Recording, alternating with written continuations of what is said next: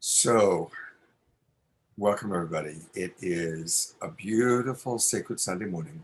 It's Sunday, June 20th, and we are celebrating Juneteenth. And I am so grateful that one of my absolute favorite guests I've ever had that I met really through the pandemic is with us today. We've got Antoinette Hall, and we're going to learn a little bit about Juneteenth. We're going to learn a lot about her stand up for justice and the Jane campaign. I want to welcome anybody watching on Facebook. You can still come on into our Zoom room. I'll put on the Facebook pages the link to come on into our Zoom room. And I want to welcome our friends that are in the Zoom room. I know all of you were watching last night on Saturday Night Live. And we played, by the way, we closed the show by playing that amazing video you sent, Antoinette. There's no stopping us now from Lake Elsinore. Mhm. And uh, you should, if nothing else, I'll play that. You should see like Summer and John and Ben and everybody were up dancing to it, and we all agreed it was an amazing, a really beautiful, beautiful song. So, with no further ado, I'm going to actually put the spotlight on you, Antoinette, um, and I'd love for you to tell us um, a little bit about what Juneteenth means to you this weekend, and then, of course, all about the Jane campaign. Okay. Um, well, basically, Juneteenth, and it was funny. I was doing an interview with Unsugarcoated Media last week, and my friend Nichelle Monroe, she's also part of Stand Up for Justice. She was also the one performing the song, and she was explaining about how she didn't learn until much years later when she was in high school about um, that she learned in high school about Juneteenth. And she felt bad that why was it something that she had never learned about for so long. And I told her I didn't actually hear about it until last year. And it's not that I don't know about Black history.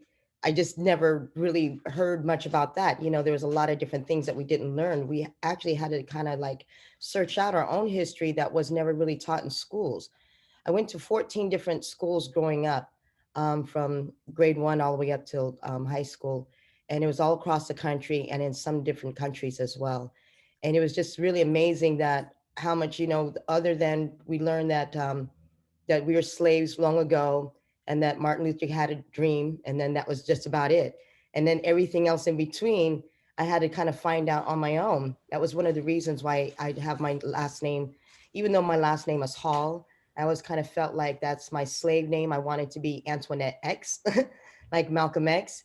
And then I came up with the name Rootsdawtah because I'm a daughter of the roots, and I'm always trying to search my background and my history, connecting back all the way into Africa, like, how they did with the series program Roots.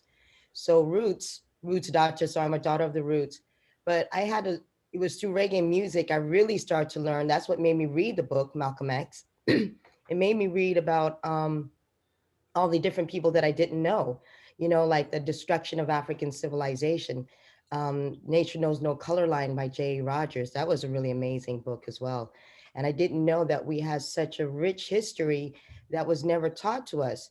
So Eyes on the Prize series was something that I actually recorded on VHS when it was back going on back in the 80s. For my daughter, she was in the 90s. She was born in the 90s.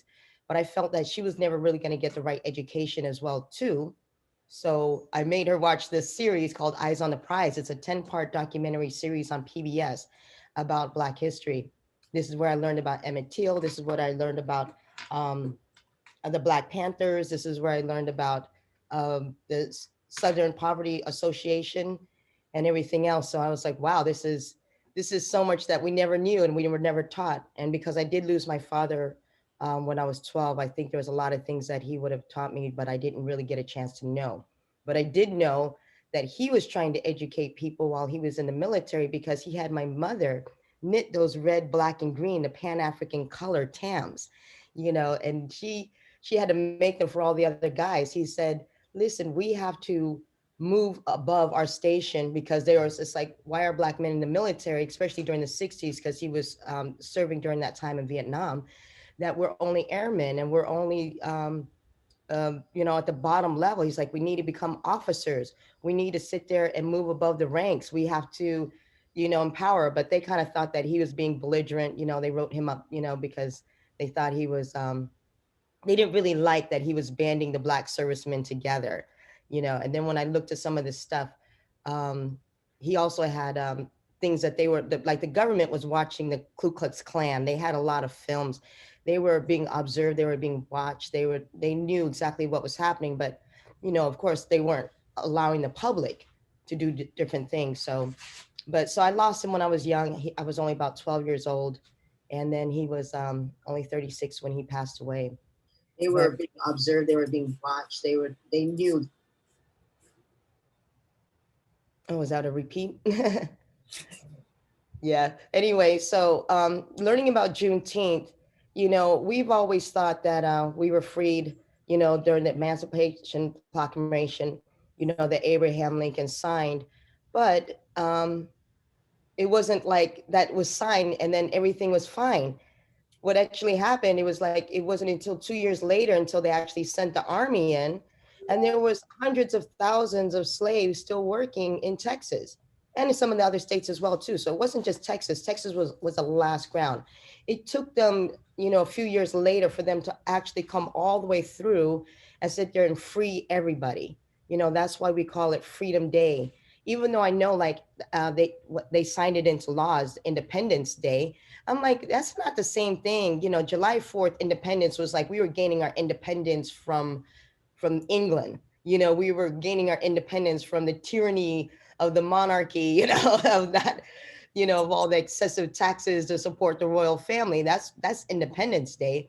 But our independence is not independence from America. This is supposed to be our inclusion of America.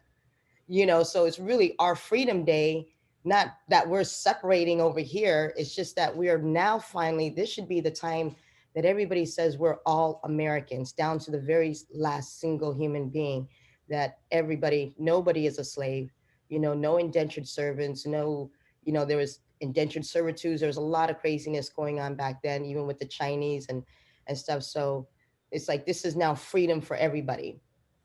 1865, Juneteenth. the And now that it's a federal holiday, which is great. So, 3-day weekend. I think a lot of cities already were doing this as a 3 and 4 day event anyway. And sometimes people even do it for the whole month. The event that we held last night was really just, it was just for a few hours because it's our first time actually hosting a Juneteenth event. You know, that was super fantastic. I mean, I just gave you just like one video, but I have to find some of the other stuff. I have to put some of the things together from the live feed. We had the Royal Generation, which a youth choir who sang "Lift Every Voice and Sing," and we had the city council. They were all there. The mayor. Um, I we had 3 different bands. We had lots of entertainment and performances. We had different speakers, all in between. So it was really, and somebody has sent me a message. They said this was so educational and entertaining at the same time. She said she had learned so much from being there at the entire event, because these are things that they're not going to teach you in school. They're not, you see what's happening right now. They're banning critical race theory. They're banning diversity and inclusion. They're stopping us from learning our own history and past, which I think is kind of absurd, because how are we going to celebrate Juneteenth if people don't actually know about what Juneteenth is, and if they don't actually know about slavery? You know, this is not about shaming and blaming or whatever. It's just, not repeating the mistakes that we made in the past and being able to move forward into the future. So we still have a long way to go. But, now that it's now a national holiday and you see other cities are picking up on it, it's just going to be amazing moving forward. I think so. it's I've been involved in multicultural education for a very long time, Hmm. but as a privileged white man, I'm still learning how subtle the prejudice is in this country. And doing work with you, Dr. Murdy Casey, some of the other people that we've had on our shows, um, and one of the things that stood out for me was after the murder of George Floyd, and I talked about how shocked I was, and all my black friends were like, "We're not shocked. This is the way it is all the time." Hmm. And that that was shocking. Like it was like, it was like, oh wow, it's like it's a big wake up for me, seeing murder, like that. And everybody, all of you is like, well, no, that's what we live with, Mhm, and hearing about the talk, that every Black father has to give his son about, how you have to be careful anytime you're walking, driving, anytime you're out in the world, mhm, um, the way you're going to be racially profiled. mhm. And so I just want to acknowledge that, and then, ask you: Do you are you as a person of color? Is it getting better for you? Is No. it is there? It's just funny because somebody said this, and I was like, sometimes I get really irritated because we do run an anti-racist group and other pages. And somebody has said, when we were talking about those bills that were being passed that they couldn't teach slavery, this woman said, I'm not going to mention her name, but that it really bothered me. They said, well, there's an upside to it. Oh, but first, I want to sit there and say thank you for acknowledging that you have white privilege, because I still have a lot of white friends that refuse to admit it at all. They Really? still see, they still do not see them having any privilege over anybody else. They still do not see that they're in a better position or advantage over people of color. They still do not recognize. They refuse to admit it, and that's where they're at. And it's really not just a few people. We're talking about majority, a lot of people in this country, and it's mostly a lot of my own friends. They still will not, they refuse to admit it. I'm not going to stop being friends with them because they can't see the truth, but it's okay. But anyway, someone said there's an upside to them blocking them studying slavery, and I'm like, what kind of upside is there to this? I really don't understand what kind of possible upside there is to this.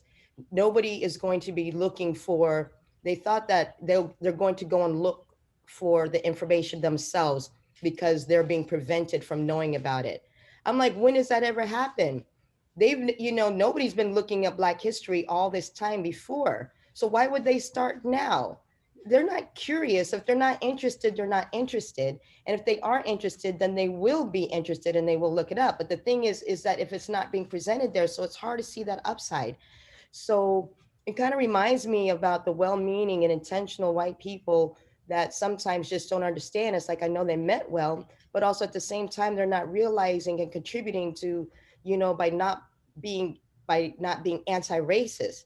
You know, we've had this discussion before with people. It's like, I'm not racist. It's like, sure, maybe you're not, going to Black people and calling them the N-word, or you're doing racist things to people, but we're going through a time where we need people to be anti-racist, where we need people to speak up, so that way laws, it's like, if we're already only a small percentage of the population of like 13%, these laws would not be passed if other white people sat there and said this is wrong.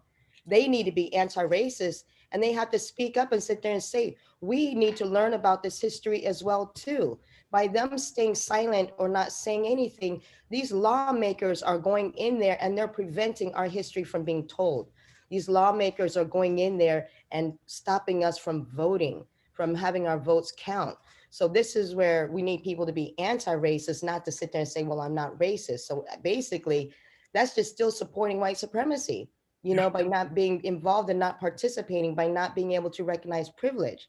I had another friend of mine who was sitting there saying they're not privileged because they're like, well, maybe how you talk to the officers, maybe how you, it's like you act like we just go off like an angry Black women, mad and just, cussing off the police every time they pull me over and everything. Sure, I'm upset, but why am I being pulled over by the police to begin with? They didn't even understand. I said, you know how many times I've been pulled over by the police with my daughter in the car? When they would use tactics by saying you have a light that's out. I'm like, I don't have a light that's out. There's, oh, your registration. And while they're holding me there, running my license, one cop car after another one pulls up. So a lot of times when I'm being pulled over, there's a total of at least 5 police cars. And even in the other day when we were touring with Pato, when someone called us, the police on us at an Airbnb we just checked into, And they didn't call it on them. They actually, it was a woman who called the police on me because I was standing on the corner making a phone call. I saw the woman at the corner. I waved at her because, after the last Airbnbs, like if you don't wave at white people, then they're going to call the police on you. So wave and say hello, and she was just kind of staring at me. And I'm just like, hi, everything is fine. But, she could have at least said, are you okay? Do you need help? Anything I can assist you with? Not send the police after us, as I'm checking into the place. 5 cop cars. Then, of course, they got to run all of our IDs, make sure we don't have any criminal records or any warrants out for arrest and stuff. That's what the stop and frisk policy actually was in New York City. Stop and frisk policy was that people of color were being targeted, racial profiling, and they could check your IDs, just like you're in Germany or something. It's like IDs. Let me, see who you are.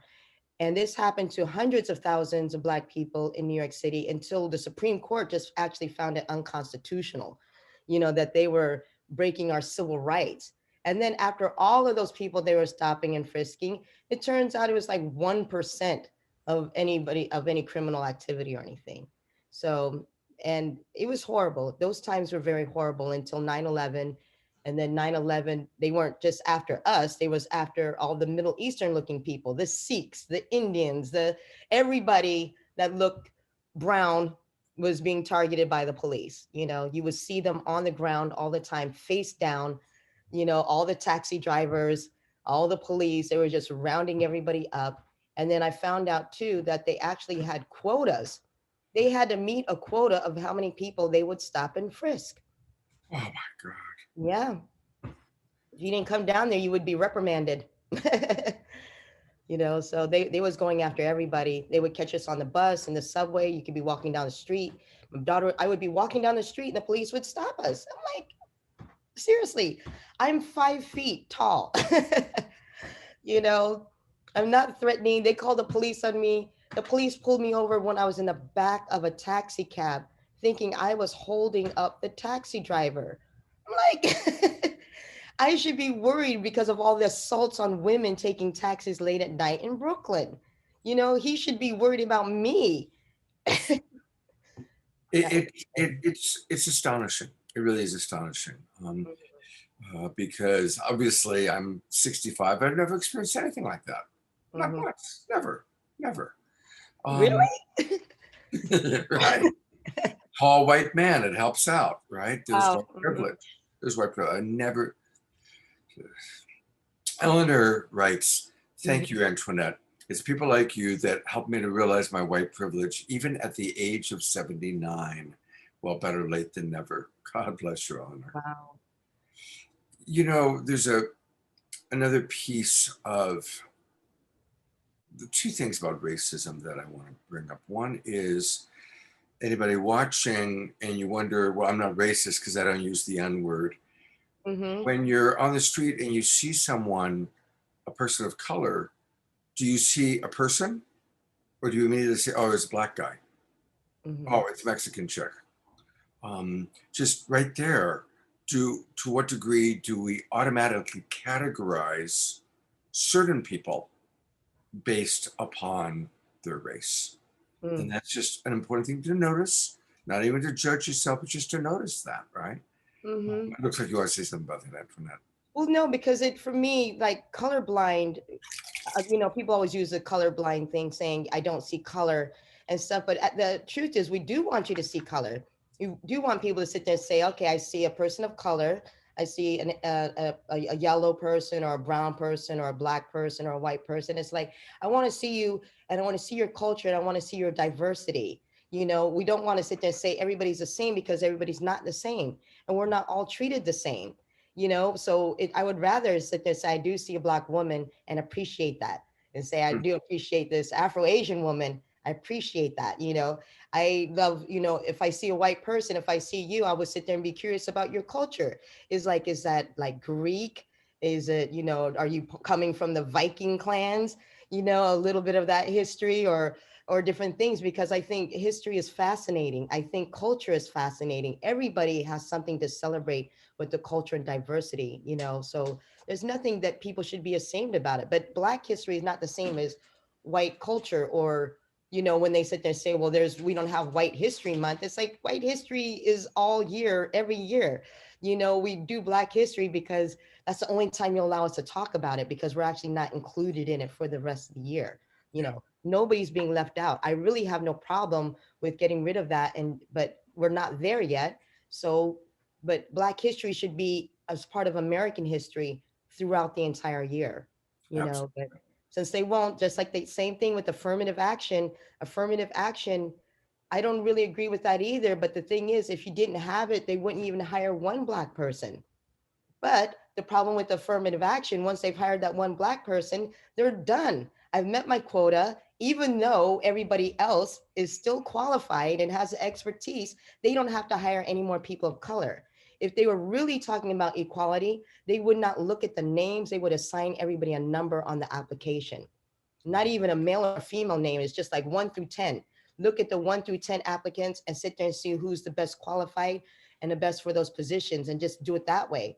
That would be colorblind. That would be name blind. That would be without any stereotypes, and just really hiring people, because they keep saying that, affirmative action is taking jobs from other qualified people because of their color. And that's bull. That is simply not true. And it's very offensive when people actually say that, because, for instance, in the tech industry, it was the majority of the highest scoring applicants were Black and Latino.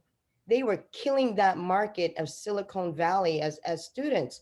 And then coming into the industry, here's Google and Facebook and everything else that says that here they want to be more equal opportunity, but their hiring practices still say the same thing.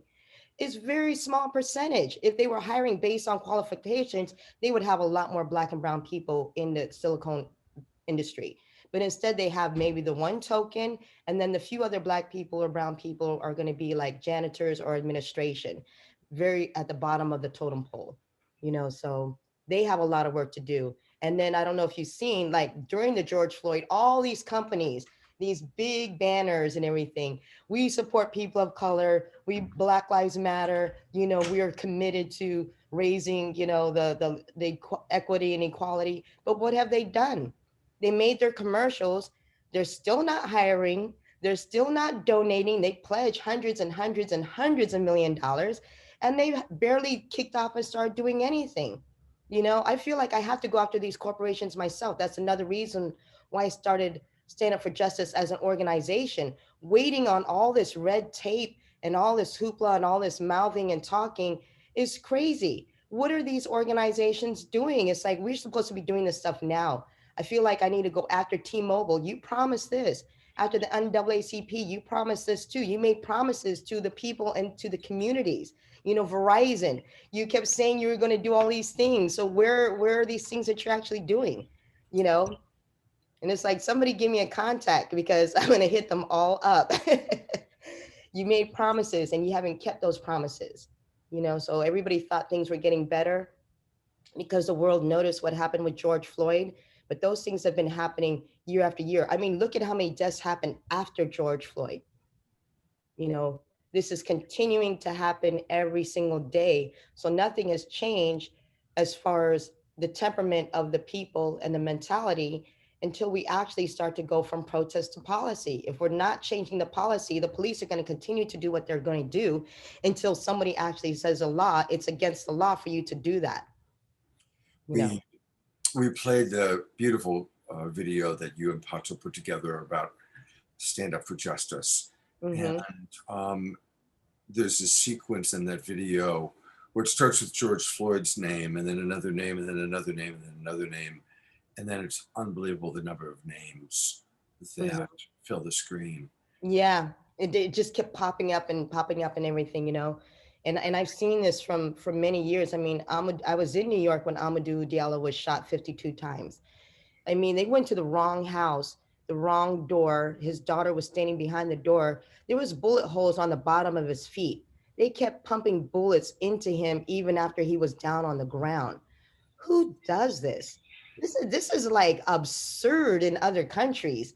That sit there and be throwing up rounds and rounds and rounds, dozens and dozens and dozens of rounds of bullets into a person who's already on the ground. you know the officer, what I had mentioned about the officer, he was an off-duty officer who shot Kenneth French in Costco, 15 minutes from my house, in the sample line. The off-duty officer was also involved. I don't know if you remember, but the cop who wrote that manifesto about what was happening within the police department, and he lost it and went on that shooting spree and went after and targeted people within the department because he felt they was part of some dirty things going on, whatever. But he never killed those other people when they killed him and riddled him when he was hiding out in the cabins. When they were looking for him, they had the wrong description of the vehicle, wrong color, wrong make, wrong model. Blue truck, gray car, all everything. The same officer was there when they riddled that car with bullets of the wrong intention, and put two Asian women in the hospital after like firing like 70 bullets into their car as they was delivering newspapers. Now, why from that incident, you would think that, that maybe, him, maybe he should do some desk duty or some, you know, Right. directing traffic or something else like that, because you put some people in the hospital, you was in charge, you were associated with it. I don't know all the details, but now here you are, your name pops up again with the shooting of not just this special needs person in Costco, but you also shot the parents too in Costco. So now, do I need to worry about being in Costco and somebody just like, gets triggered or something and then starts popping off guns or something like that? I'm To me, that's just really disturbing. Very It, disturbing. I think anybody who has any police officer who has something that's been said about them or has been done about them, that needs to be under review. When Mayor Dinkins was mayor in New York City, he had the Civilian Review Complaint Board. That was civilians could sit there and review what's happening. When Giuliani took office as mayor, he totally disbanded that, totally disbanded. Even in our county, they said they would do a review board. That was from last year. What's going on? I mean, how much red tape does it take to sit there and put 12, 20 people together to sit there and say, let's review these cases where people have been marked up, or something has been said where there's something odd? It's not that difficult. We don't have to reinvent the wheel. There was things that was working before. Why aren't we implementing them again? And this is not anti-police. I want to keep saying this. I am not anti-police. I don't believe all cops are bastards, and I don't call them dirty pigs and things like that, because I know that's not all of them. Also at the same time, when are we going to start holding the bad ones accountable? If they keep talking about the good officers, why am I looking at them on the video as they're walking by while they're sitting there beating you know, the life out of somebody? What were those good officers doing if they could sit there and stand there and watch that and not say anything, not report the other officer, not do anything, and not pretend like, everything is fine? That doesn't make me think that's a good officer. A good officer is the ones that got fired for turning somebody in. A good officer is the one who got threatened because they said this is wrong, who sat there and had to hold another officer and say, no, don't do this. That's a good officer, and they're there in the department. There's very few of them. We'd like to see more of them. I don't want to keep hearing there's a few bad apples. There's bad apples who are not saying anything and who are not doing anything. They're just as bad as the one who did something. You know. and that extends all the way back out to all of us beyond the police. All of us, as a white man of privilege, what can I do to Mm-hmm. enact better laws? What can I do to create more education? Um, uh, of course, why you to talk about Stand Up for Justice and Jane Campaign. Mm-hmm. Um, uh, Mark asks a question. Mm-hmm. Mark asks, how can we let you know that we're an ally? If we acknowledge a person of color when we're out and about with a nod and a smile, does that help? Sure, it helps, but I have some things that I call my accomplices. You know, I have like these three white girls that I use them. I said, listen, I need some black up. You know, yeah, I need some backup because sometimes it's like sometimes I even call it white on white crime. You know, it's like because some people just don't understand. It's like if I'm saying this, why is it that they can't hear it from me? They have to hear it from another white person. Like if I say you have white privilege, they don't want to hear that. But if you tell them I have white privilege as a white privileged male, this is, I've never been pulled over by the police so many times, they'll be like, oh, you know. But you know, if I say it, they'll be like, why are you so angry? And you're always talking about race all the time or something. So I was like, sometimes I got to let the white people talk to other white people. Yeah. That's how they can be an ally. That's how they can be an accomplice. You know, I've been dropping a lot of longtime friends too, you know, because I needed to make space. It's like we're always going to be friends, but there's certain things that I cannot see every day on my news feed. My news feed every day, there's racism on my news feed every single day. You cannot get away from it. You know, it's always going to be there. But I can diminish how much I subject myself to it every single day. You know, because I have work to do, but also at the same time, if I don't want to see certain things, then I don't want to see certain things.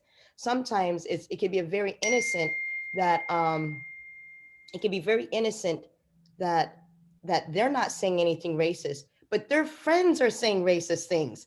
And I'm sitting there looking on their page. I'm like, okay, you're not, and then I'll call them out on it. I'm like, okay, why? They're like, why are you mad at me? I'm like, you're not saying anything.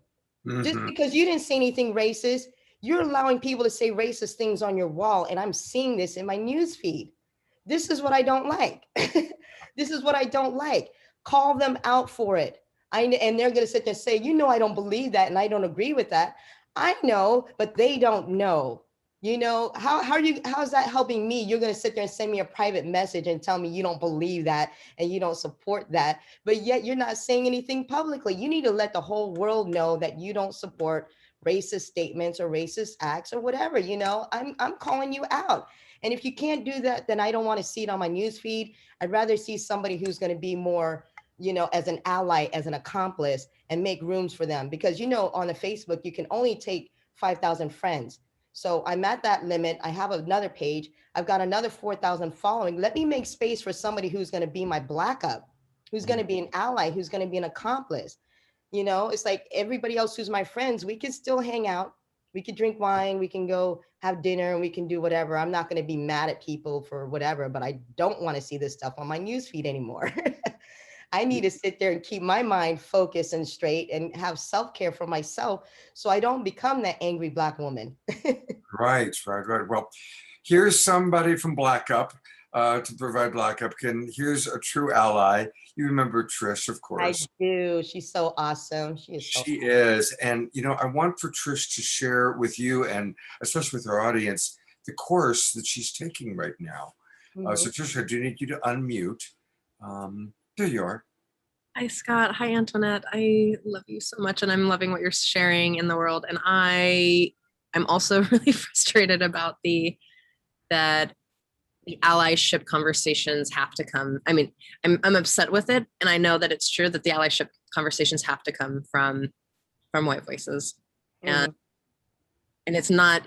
it's literally not your job anymore. It's our job to be allies. So I'm taking this course, and I do want to answer the previous question because I took notes on this course that I'm taking. It's called Heal Thyself, a transformative initiation for people racialized as white.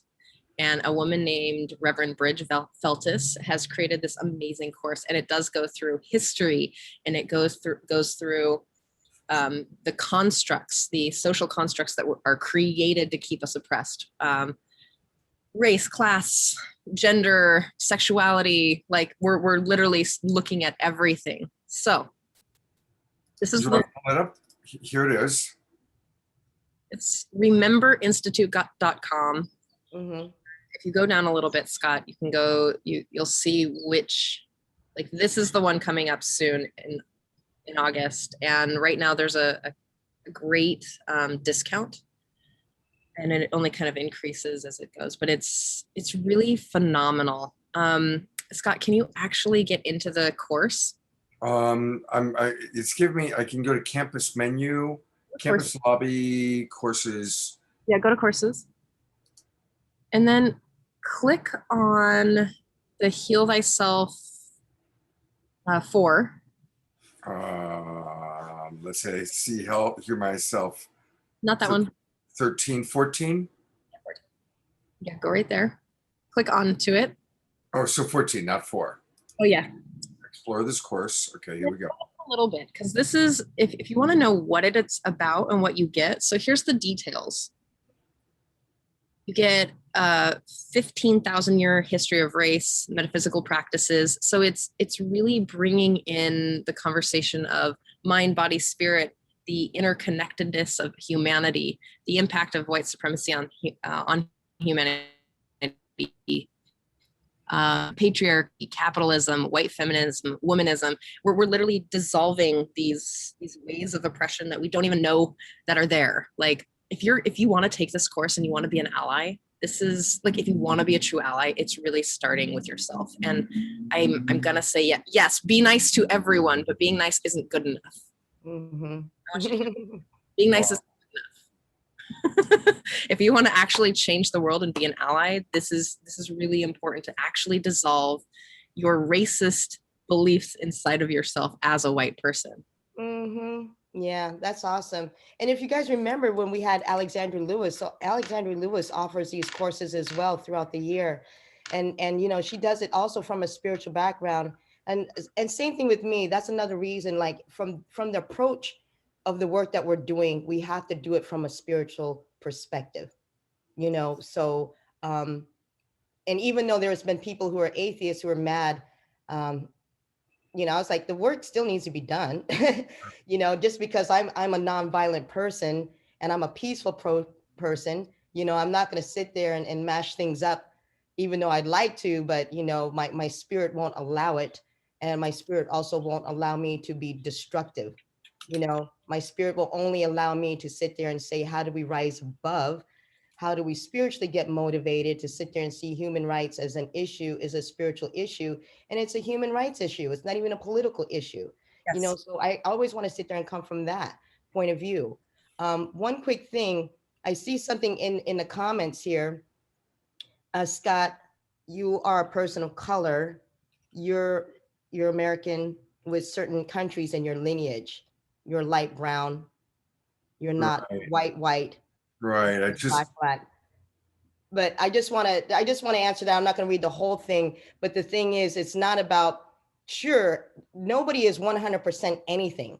We already know. It's how we're perceived. Is when the police see you and the way the police see me, they're not going to sit there and say, you know, Scott is light brown, and so, you know, Right. and me is partially Asian or whatever. They're not, the police do not operate like that. When we go into, if me and you, this is another thing. Did you see the thing about people of color being denied entry into certain restaurants based on their attire or different things?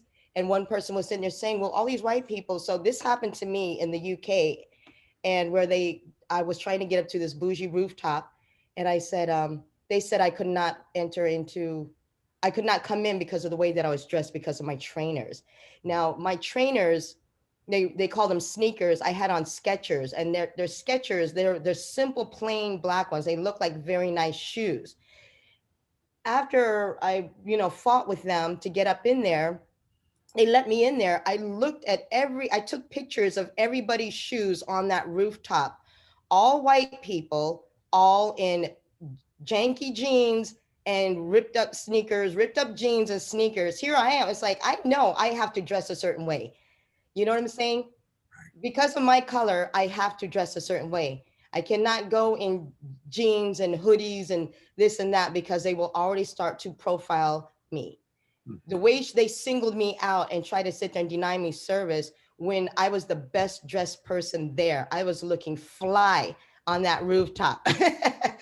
Yeah, I'm gonna make a post. I'm gonna send it to you. You know, when I make this post, you see all these shoes, and you'll be like, "Wow, that is something amazing." So, yeah, we are not 100% of any race, but also at the same time, the lighter you are, is the better treatment that you're going to get. You know, my husband, you know, sadly, he calls it the nigger treatment. You know, when we go in to check into certain hotels or different places, we already know, and we'll see them as soon as they see the white people. It's like, hey, whatever, you know, and they see us and they're like, it's just weird little microaggressions things, and we'll be sitting there being patient. And you know, my husband is a very, very patient man. Yes. The way they treat him is really painful. You know, we were staying in Laguna Beach from doing a show at the Best Western. He had to move the van. He came in to go in the hotel room. They thought he was a homeless man.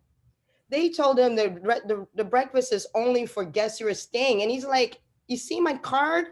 You know, I mean, why do you, you know, that, why always the assumptions and everything? And it's crazy because most of our audiences are actually white audiences, you know, but it's not something that, you know, we don't go up there on our shows and just sit there and say we're victims of racism. You know, we're always trying to bring people together. You know, if you watch a show, even when we do this tour coming up, there's probably one song, no, probably only the Stand Up for Justice song, but all the other ones is always about positivity. We're all God's children. We're always brothers and sisters. And even if you don't believe in God, you can sit there and say that we're all related on the scientific level. Something, something to sit there and bring people together. Because no matter what, we're always going to try to be the best positive and put our best foot forward. But also at the same time, we still have to address the racial inequalities that's plaguing this country, you know, and other countries as well too. This is not only in America, it is everywhere. Um, yes, you know, and that's why I think, and it's not to make you wrong, Nancy, but let's even look at what we do as white people to minimize the pain we're having right in this moment listening to what she's saying, right? Mhm. Well, we're not, you know, nobody's all white, nobody's all black, nobody, you know, or, well, what about white history? I mean, there's all these things that we do. And I think a big part of it is because it's too painful Mhm. for us to begin to look at what she goes through, what she and Pato go through, and the history, and to look at the history of slavery, to look at the history of how we've treated people. It's too painful. So it's a lot easier to give lip service to it or come up with some way to diminish it, right? And as a coach that works with couples, usually that are challenged, I see every day how incredibly sophisticated our ego is at diminishing any sense of guilt or shame, right? And that's why most human beings, myself included, we will, our go-to when we are confronting the painful choices we've made that have had painful consequences, our go-to is to diminish it. Oh, it's not that bad. Oh, Mhm. well, nobody's all white. Nobody's all black. Well, what about white history? Well, things are getting better, you know. We made Juneteenth a federal holiday. It's all okay now, right? It's like, and we just got to recognize that we have so far to go. We have so far to go. And slavery did not end with the Emancipation Proclamation. Mhm. Slavery still hasn't ended. Um, there was a young girl that was on World Unity Week. I don't know if you've seen her, Antoinette. She was rescued out of a sweatshop. Mhm. Um, and she talks about that there are still, she describes her conditions of Mhm. having to work 12 to 15 hours a day. And if she didn't make enough clothes, right, if she didn't make her quota, she didn't get fed, Mhm. right? Yes. And that there are 40 million children right now still in those conditions. And True. I probably, and maybe all of us, unless we're super conscious, are wearing some clothing at some time that we don't even realize came from those conditions. I'm sure of it. I've seen it in New York. Um, on the train, you know, when I would take the train, you know, from Brooklyn into the city, and you know, you just look at the buildings and you would see the sweatshops, you know. So what was that woman who got busted? Was it Kathy Lee Gifford or one of those Yeah, wasn't it her? Yeah, it was Kathy Lee Gifford, right? Yeah, she got busted. They're all involved in it. It doesn't matter whether you're buying stuff from Macy's or Kmart, so people will sit there and say, don't buy, because it's Chinese sweat labor, they're making 2 cents an hour and things like that. Let me tell you something, they all do it. I don't care who they are. And unless you actually read the labels where it sits there and says fair trade equality or something like that. Those are like the companies that sit there and say we are making sure that we're offering them fair trade for the work that they actually do. Other than that, Gap, Levi, Hanes underwear, they would do that in Jamaica. So the people in Jamaica would be getting like 50 cents an hour, to sit there and make this stuff. But if you want to or even less. If you want to buy food, it's the same prices at what you pay in America. So if you go to McDonald's and you spend like, $5 on a Happy Meal, it's still $5 on a Happy Meal over there. But you got to slave all day, for a few cents an hour. Most people like minimum wage is like 30 US dollars a month around the world. So that's like $1 a day. I've seen it. People make $1 a day in Guyana. People make $1 a day in Jamaica. People make 50 cents a day in Africa. That what they're making over there in China. And the ones who are charging the most, it's not they're always doing fair trade. They're just making more money. They're still exploiting the workers. There's still the children slave workers. That's still happening. These things are still happening right now. Even my precious iPhone, and it's hard for me to give up my iPhone, is still child slave labor. You know, these things are we can't get away from it. It's very, very hard. But I think the more that we become aware of it, and then, like I said, from protest to policy, we have to start demanding these policy changes and sit there and like how they're treating these people, you know. And I also want to sit there and say thank you again too for just reminding people, um, your position and your stance, and it is true because we have to do this together. Martin Luther King says, black and white people have to work together.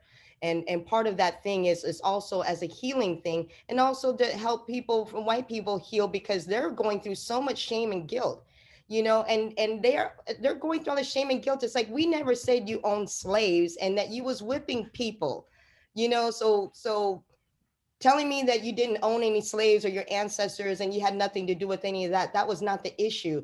The issue is that it happened and then people had benefited from slavery. When they paid reparations to those slave owners, that would be in the hundreds of billions of dollars today that the slave owners got because of loss of property. We have not gotten any reparations. We have not gotten any of these things. The problems that people don't understand, if you live in a white neighborhood and you go to a white school, you have about 15 to 20 students in your classroom. If you're in a black neighborhood, you're going to have like 30 to 50 students in a classroom. You're going to have lower paid teachers. You're going to have old textbooks. You're going to have different things. That is white privilege, and that is because of lack of reparations, and that's because of lack of economics of not giving us the equality. It's not fair. We are not dealing on an equal system. And it's not because we're bringing these up to sit there and shame and blame people. We're just saying if you can go and send your children to school and they can all have a textbook and get a quality teacher, why can't we? Right. We should be able to get the same exact things that they're getting. We're not asking for more. We're not asking for better. We just want to seat at the same table that we're getting the same equality. We want the same equality and justice. We want the same equality in housing. I don't know, like when people are sitting there saying, oh, everybody's discriminating against white people right now. I'm like, how? I was like, did somebody deny you a house because of your color? Seriously, because that's insane to me. We know what it's like to be denied housing. They wouldn't even have all these organizations of lawsuits because of housing discriminations. They do not discriminate against white people for a house. They may discriminate. They're like, well, I was denied. That's because you didn't have no money. That's because you ruined your credit. That's because of whatever.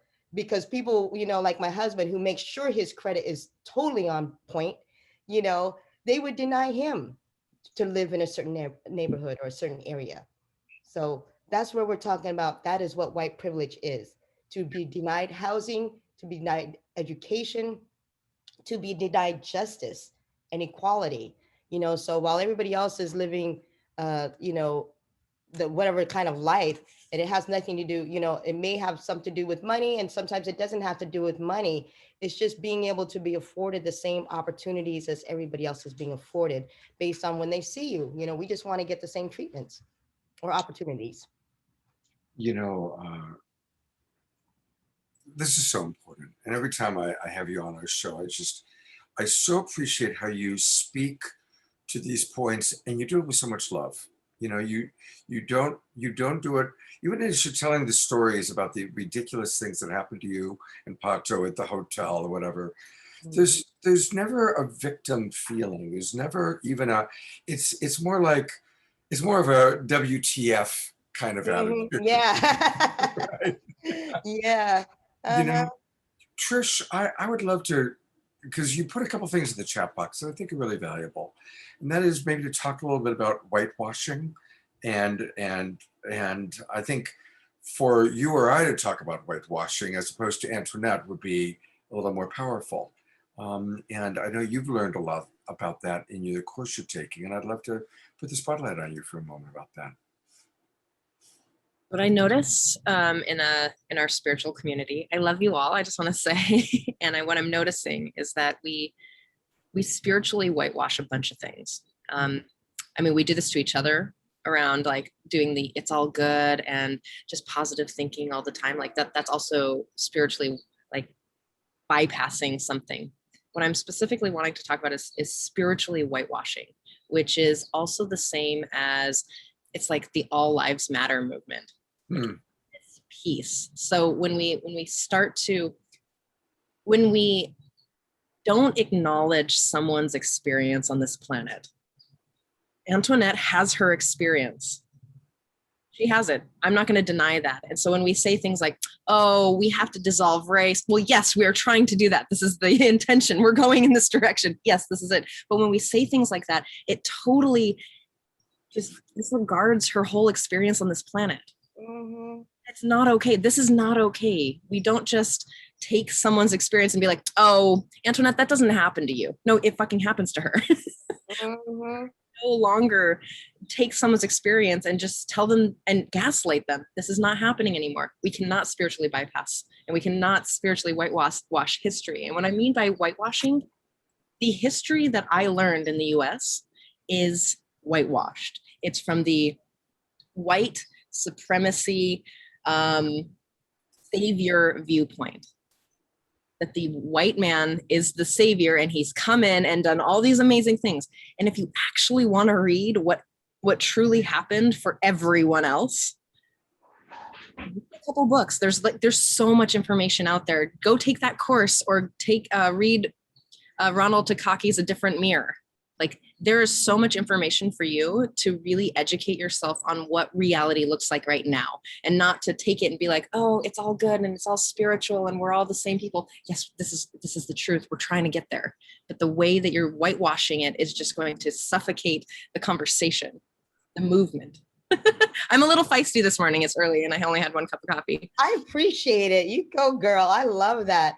I love that. And it is important because, like you said, it's whitewashing. There's also the white centering, and this is really problematic too, because if I'm speaking about an experience, why diminish my experience, or why push aside the experience and then talk about some other experience or something else? It's like you're not listening at all.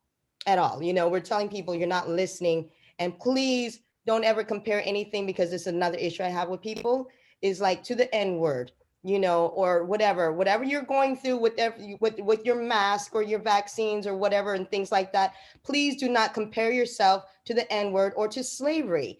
And if I say that, that should be enough. If I say that, right, that should be enough. If I say that, I should not have to be begging people to stop and desist, and I should not have to be begging people, if I'm talking about an issue, when they start minimizing the issues that we're talking about and we're doing.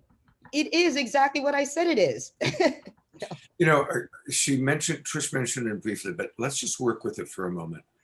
That impulse when Black Lives Matter was really happening to be attracted to, well, all lives matter. Yes. Right? So let's look at the energetic of that, not to make anybody bad or wrong, okay? But it's all about diminishing, right? Of course, all lives matter. Duh. Okay? And the whole point of Black Lives Matter is that Black people are being racially profiled, and sometimes it's highly inconvenient, and sometimes it's deadly. Okay. And that's the point, right? Yeah. That's the point of it. And that's why we need to put a lot of extra attention onto Black Lives Matter to balance out this insane scale.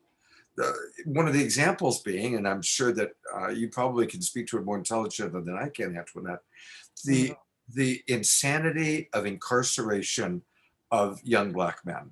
And it's, again, it is another form of keeping this particular segment of our population, our American population, not only segregated, but highly diminished, highly diminished.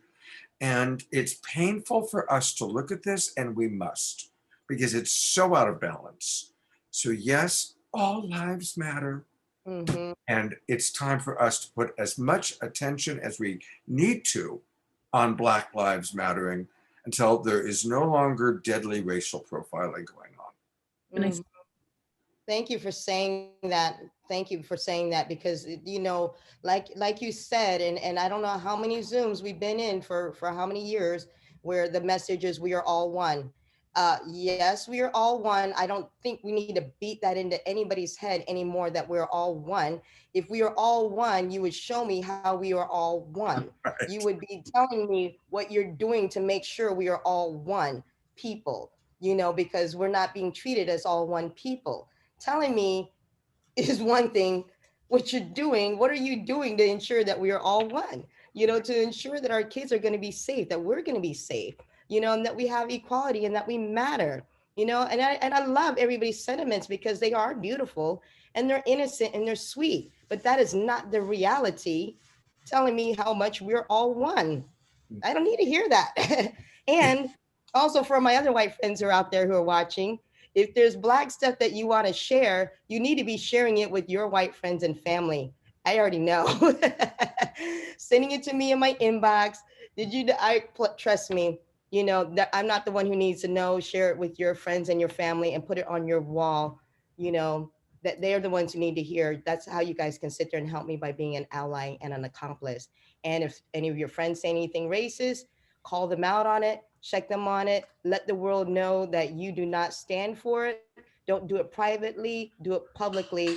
Let people know that you do not stand for racist actions, words, or anything of that matter. Love is an action verb, so is ally. And Yes. and none of us are free until everyone is free. So Absolutely. I think about, you don't have any children, do you, Antoinette? I do. She's 26 now. So what are we doing to protect Antoinette's daughter? What are you actually doing to make sure that she can drive safe at night and go do whatever her beautiful heart, what are you doing? Like ask yourself, the little Black babies, like in your neighborhood, what are you doing to protect them, to make sure that they grow up safe and they're educated and fed and they're like, they have freedom just like you. Like, what are you doing? So, I would like to share a couple notes from this class around allyship, because it actually hit me pretty hard last week. And I was like, wow, this is really, really important. So to be an ally, for all of our friends out there, to be an ally, check your motives. Are you self-serving? If it doesn't cost you anything, then self-serving. Risk yourself. Give the floor and voice whenever possible. You are not an ally if you're not putting your body on the line. If you're not showing up to protests. If you're not actually protecting others with your body. You're not an ally if you're not putting your relationships with your family on the line. You're not an ally if you're not putting your reputation on the line. You're not an ally if you're not putting your money on the line. You are an ally if you're risking your skin. to be a true ally is 3 steps. To put yourself in front only to protect. Put yourself beside to fortify, and put yourself behind to be led. Say those again. Those are beautiful. Say those again. To be a true ally. Yeah, the three. Be a true ally. To put yourself in front only to protect. Put yourself beside to fortify, and put yourself behind to be led. This is what I learned in that course. So I've been processing through that. And yes, That is really beautiful. I love that. I love that. And thank you for asking about my daughter, because, you know, at the time when Trayvon was killed, she was in Miami. I mean, she was in Florida, you know, so even though where it happened with him is in Orlando, outside of Orlando, Sanford, Florida. But because of their stand your ground laws, you know, that wasn't the first time they had killed somebody. Remember when they shot those kids for the music too loud and at the gas station, you know, and you know, him being able to get off, sitting there saying it was self-defense, you know. I think maybe one of them, there was a couple incidences like that. But my daughter, you know, she loves her hoodie and she loves her loud music and stuff. And I'm like that, you know, Trayvon could be her too. That could be her. You know, what are you doing messing with me or something like that? You know, she could get in a fight with somebody and somebody would sit there and say that they could say whatever they want to say. I still to this day can't believe that they let him go on self-defense charge when he clearly stalked him and premeditated and perpetrated the whole incident. This Yeah. is really insane. When she was younger, when we're talking about racial profiling, you know, we was on an airplane, boarding an airplane, and she was young. She had dreadlocks. So part of the racial profiling and TSA, and we traveled a lot, and I used to always like get out of the line with the guys because I always knew they would be pulled over. The guys in the band with dreadlocks are always going to be singled out. They're always going to go through that second, third, and fourth security check. That's always going to happen. But when they did that to my daughter, who was like under 10 years old, she's like 9 years old with dreadlocks, standing in a line boarding the plane, after we went through the security already, they had another security check. So they pulled her out of the line and did the pat down, you know, in front of every single person, you know. Hold on one second.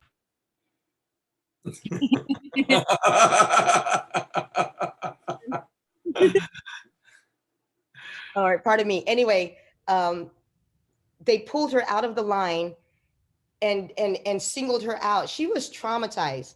I mean, she was crying. She's like, "Mommy, what are they doing? Why are they doing this to me?" Because they weren't doing that to anybody else. And I said, "You seriously think that I would sit there and plant a bomb on my child and board this plane, you know, with her together?" I'm like, we're the only people. We're the only two people of color boarding this plane. So we're the only two people who have to get pulled out. And she's a child and she's a minor. The humiliation, not even behind some screens or whatever. At least they even do that in the countries where there's massive terrorist things. At least they'll have a little bit of privacy, but they didn't even do that. That was humiliating. That was rude. That was wrong. And then she hated always being, you know, profiled and things, people saying things about her because of her dreads and stuff, you know. So she eventually cut them because she wanted to be a little bit more accepted into society, you know, because they had very negative and bad things to say when we moved and everything. So that was hard. But anyway, she's a tough cookie. You know, it's my daughter. You know, it's like what doesn't kill you makes you stronger. We always rise above everything else. And like you said, Scott, it's important not to sit there and play the victim thing, because I see that, you know, and you're a Love Coach Academy. You coach people, and from a spiritual perspective, something that, because we do our Sunday spiritual things on Sundays, but something we learn is that the more the less help that you give someone is the more that's always like always whining and crying, you know. And then you go and help the people who are really putting themselves out there to go and do something, you know, like depression and different things, you know, because if you've ever talked with depressed people, some people are always depressed. You know, if I get into that mode of depression or something, I'm never going to be able to achieve anything. I'm never going to be able to move forward and to continue on with my life and to be able to do the things that needs to get done. So I can't stay in that frame of mind. So that's like getting my mind out of things, seeing that there is a better way in the future, because I do believe in the future. My husband always says that evolution is slow, humanity is slow. We're just evolving. We're still at the baby stages right now. So, it's happening, it's coming. But in order for us to sit there and get into light in life, we have to do the work now.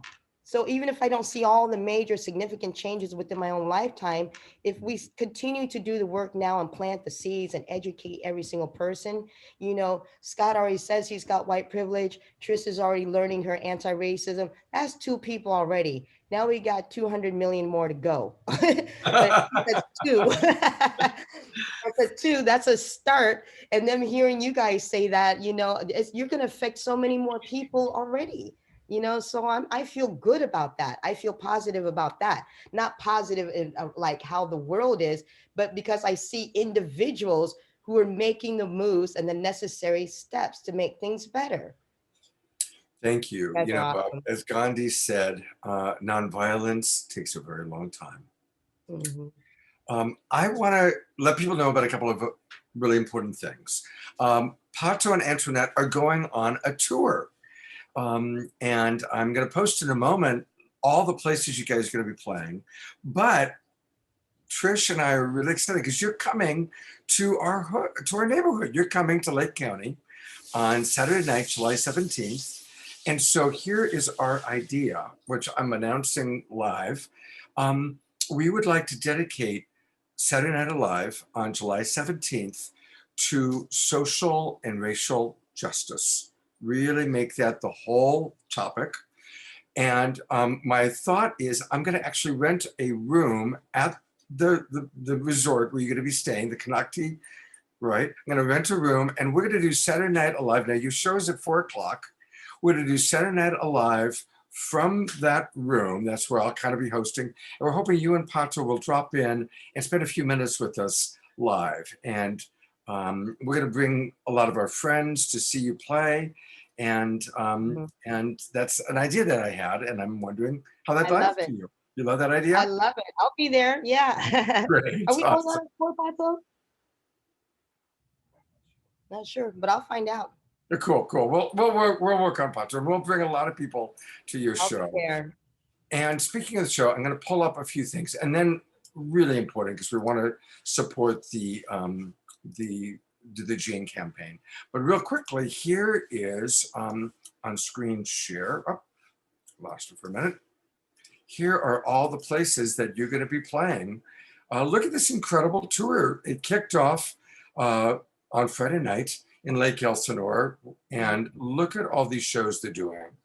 Huntington Beach, then you guys go up the coast, Oxnard, Santa Barbara, Pismo, Monterey, Guerneville, and then San Francisco. Then I see we gotta toss. Oh yeah, Suave, Sacramento. Yep. Right. You've got, and we are at Canocti Vista. That's the one. Lakeport is where Trish lives in Lakeport. I live close to Lakeport. Then you go up to Gualala, and all the way up to Medford, Oregon, Eugene, continuing to head north, Portland. Then you make it all the way up to Seattle, Port Angeles Pier, Bend, Klamath Falls. And then you start heading back down again, back down into California, Mammoth Lake, Redlands, Huntington Beach, Mount Shasta. I just might have to come see you at Mount Shasta also. Yeah, that's going to be good. So that is pretty cool. So I'm going to be posting all the places where you guys are going to be. Let's go out. Hey, we can now be together. We can actually dance together. We can go. And tell us a little bit about the tour, what it's going to be all about, what's going to happen, Antoinette. Well, this is, like it says, most of the shows are free concerts, free shows. This is something that Pato was like, he didn't want to wait for a lot of the promoters. That's why he was like waiting, because they wanted to wait for them to actually officially say it was open. He's like, it's going to open. I feel the need that we need to get out. We need to sit there and support the people. We need to show love for the community. We got to let people come together. We're all God's children, brothers and sisters. That's why it's called the Good News Tour, and making it possible as free shows is really because of the help of generous donors, sponsors, individual donors who contributed to the GoFundMe. and just funds out of his own pocket. He's like, I have to do this. We can't even just wait for promoters to start calling us and booking us and doing whatever. Let's just book it and then we'll come and let's make it work that way and stuff. So this is really beautiful. I think what you're going to see is going to be a mixture of, I think there's only like a few that are actually indoors.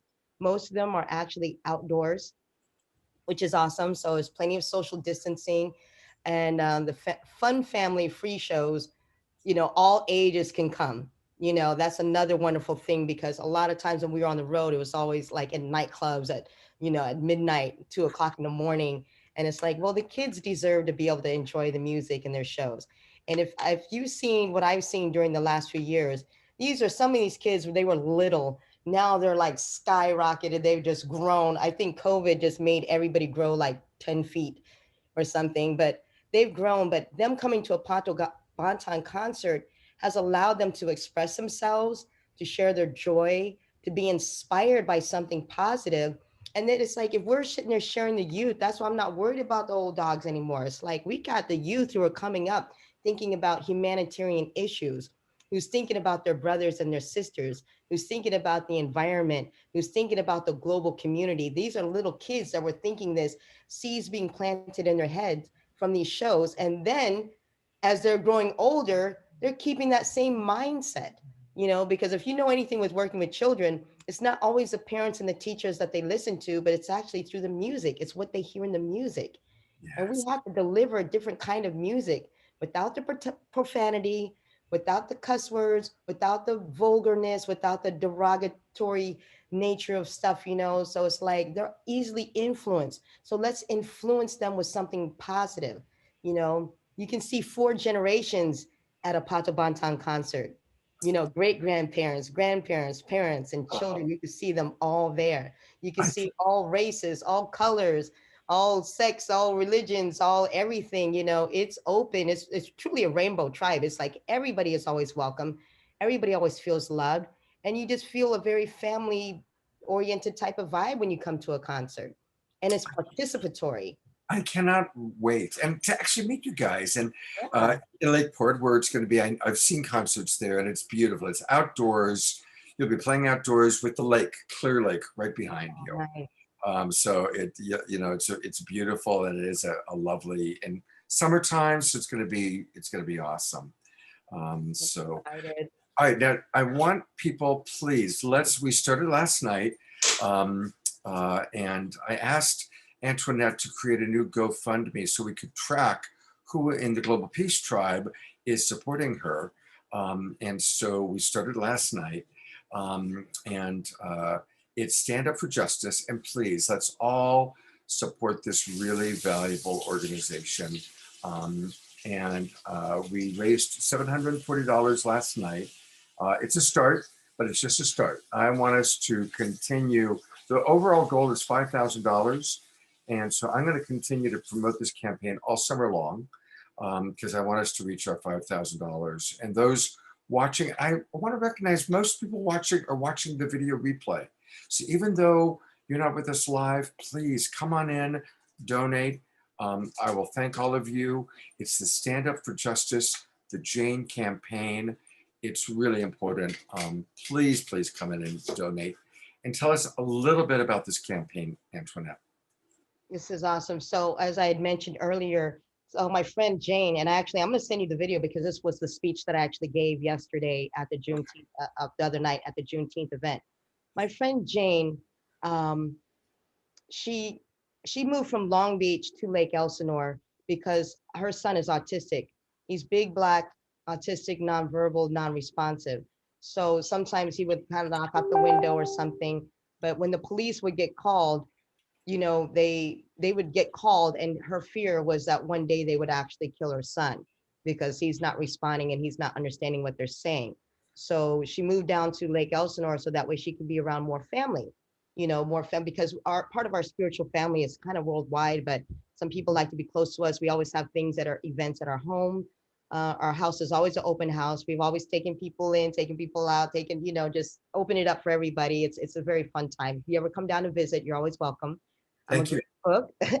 And I was like, all right. And then so when she moved down here, she says, I've got to we got to go and take Tafari over to the police station so they know who he is and stuff. After the protests and we started working with the police, I said, listen, they've got some really great programs that already exist, like the Cahoots program in Portland, and there's another program, the Blue Envelope program on the East Coast. What if we did these things here, you know? And the lieutenant was very open to it. And it was like, let's try to bring these issues here.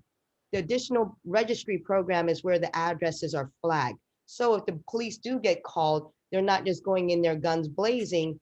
You know, it's like, oh, this is a special needs case. And we saw what happened after Elijah McClain was killed. 2 months later, they introduced the STARS program in Denver. During the last year, they've taken over 800 calls with no arrests and no violence and no deaths. You know, these were calls that were just kind of redirected. They knew this is like a mental health issue or a special needs issue, you know, so we don't have to go in there guns blazing. So I was like, well, this is very successful because they've taken 800 calls, and it's like this, and it actually allowed the police to do the work that they need to do, but allowed the other professionals to sit there and come in and handle those. So that's what we introduced to them. We were going to meet, and I started like bringing some other people from the city. You know, it's like they wanted to have their children noticed as well too. We were going to have like a town hall between the police and with the local residents.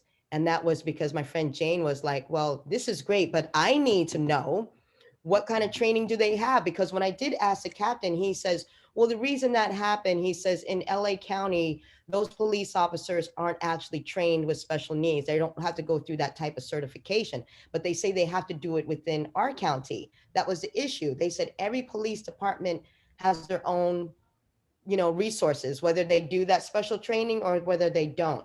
I was like, okay, but Jane is like, well, what is that training exactly? I want to see it.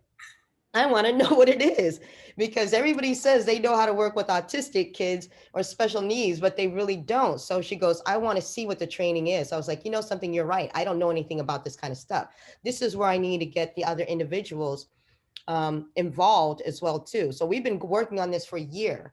I've been getting, they keep saying it's happening, but I really feel like I'm being stalled. I'm being pushed off. People are getting reassigned. People are getting removed around.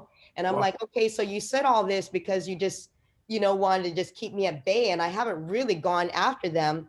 Yeah, I've just been asking and been waiting patiently because I was really hoping. They said they were going to make an announcement back in January when we had our MLK event. And then now when we had our Juneteenth event, I was like, can we make some type of announcement or something?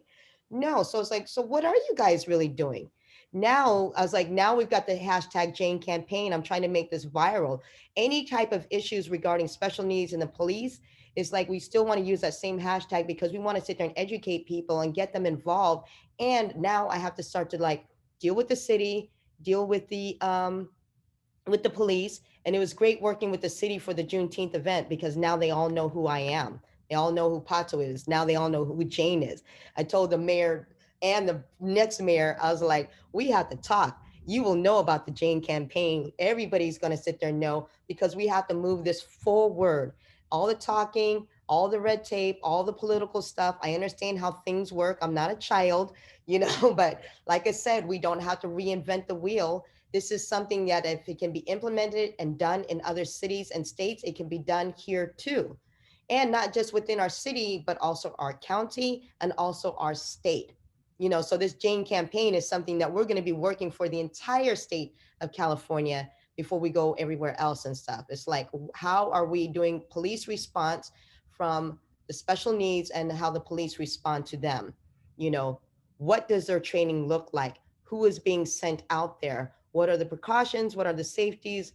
What are the things? How do we get? And one of the problems they had up in Portland was that not enough families were actually registering for that too. So this is where we actually do have to work together because the community has to know that there's a program that is there to help them.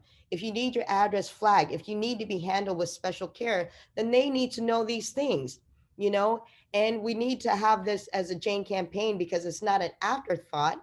You know, not like something happens to her son and then all of a sudden then we start the foundation, then we start the organization, then his face is on a t-shirt, then we're marching and protesting. It's like, no, let's do things not after the fact. Let's be proactive and make this happen now and save a lot more lives now, and this is something that is going to take a good while.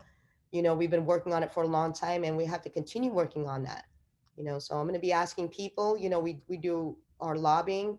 Our event is coming up this Tuesday where we're trying to teach people. It's like, this is what I was learning about. How do we show up at city council? How do we reclaim our time 2 minutes? She's busy. Maybe I just go down there. Maybe I just get all my friends. It's like, you give me your 2 minutes, you give me your 2 minutes. Next, those city council members have to listen to me for 30 minutes. If they keep hearing us every single time and have the meeting, Jane campaign, they're going to be sick of hearing about Jane campaign until they actually do something about the Jane campaign. So that's the goal. Oh, you're muted, Scott. And this is where you need black up. I love that. Yes, term. this is where I need some black up. So everybody who said they wanted to be an ally, an accomplice, it's like, if you can write an email, if you can send a phone call, if you could write this, if you can do that, if you can write a check, I don't care. I'm going to take all the black up help we can actually get. We're going to take everything and we're going to get this done. And we're going to build this movement. We're going to build this campaign and we're going to see some changes in my lifetime. Absolutely. So again, please, everybody, I kicked this off with a donation myself yesterday. I'm going to continue to donate. And I want to encourage everybody, please go to the GoFundMe. I've put the link in the chat box. I'll put it on Facebook. We're going to be promoting it. Please, let's support this incredibly important campaign to educate the police, to support the incredible work that Antoinette is doing. And let's also really learn how to be allies in the ways that Trish just defined. Let's do that, all right? And then let's have fun and let's all go to the fun, amazing concerts. There's one, almost everybody on the West Coast, there's gonna be one near you. So for all of our friends on the West Coast, absolutely. And for those that aren't on the West Coast, I'm gonna make sure that we do some Facebook Lives covering some of these. So we'll do we're gonna really have a lot of fun. What I'll do is on the Lakeport one, I'll do a Facebook Live in the afternoon, and then that'll transition right into our Saturday Night Alive show. So it's gonna be really fun on Saturday, July 17th. And then we'll go, deeper into what we can really do for more social and racial justice. So Antoinette, thank you. I want to thank Pato for letting me take you away from Sunday morning breakfast or whatever you guys had for 90 minutes. So give him my appreciation for that. Trish, thank you for jumping in and joining us. And thank you, Trish, for the incredible course that you're taking. Because I work with Trish and I spend a lot of time with her, I really see many, many hours each week that she's putting into this course and how it's changing her way of thinking, and it's very, very powerful. So, I just want to acknowledge that, Trish. Thank you. Don't thank me. Not thinking of it like it's like not some volunteer work. It's the work that I have to do. Like it's just what needs to be done.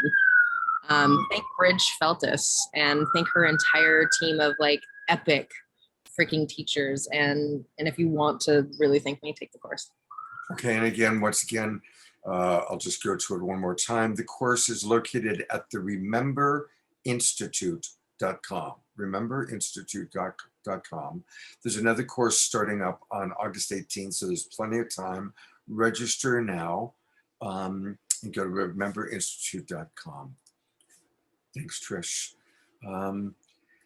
Antoinette, any last thoughts you'd like to share? I just want to, oh, what is that? I'm just reading something here.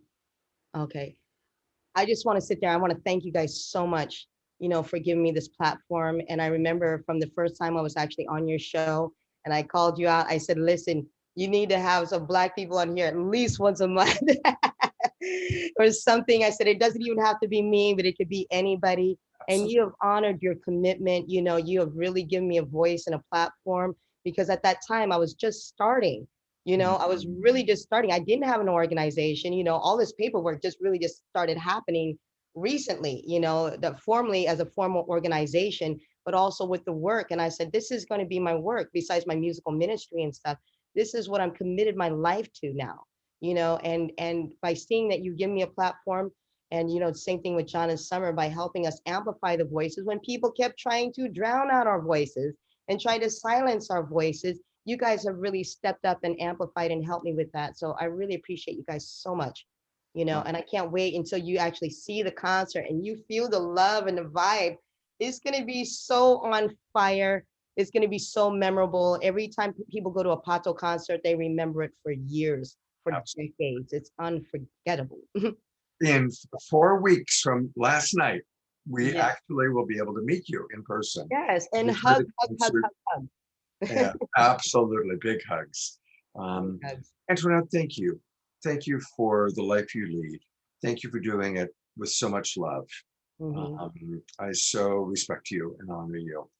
And Trish, thanks for jumping in and joining us this morning. Mhm. And thank you, most of all, everybody for watching. And if you're touched by what you saw, please share it on your wall. Share it with your friends. Take this video, and it's really easy. Just copy the link and send it out to your friends, because Antoinette is educating us, and we all need to be educated. So thank you for educating us and doing it with so much love and a little bit of sass. I appreciate that a lot. And I love that. Yep. all right, take care, everybody. And remember, we can make every moment, you know, I call this the Sacred Sunday Show. I always like to close by reminding us we make anything sacred by seeing the divinity in all. So let's make it a sacred Sunday, a sacred day, and let's see the divinity in all. All right. All right. Yep. Good night, everybody. Take care. Thank you so much. Much love. Much love. Bye-bye.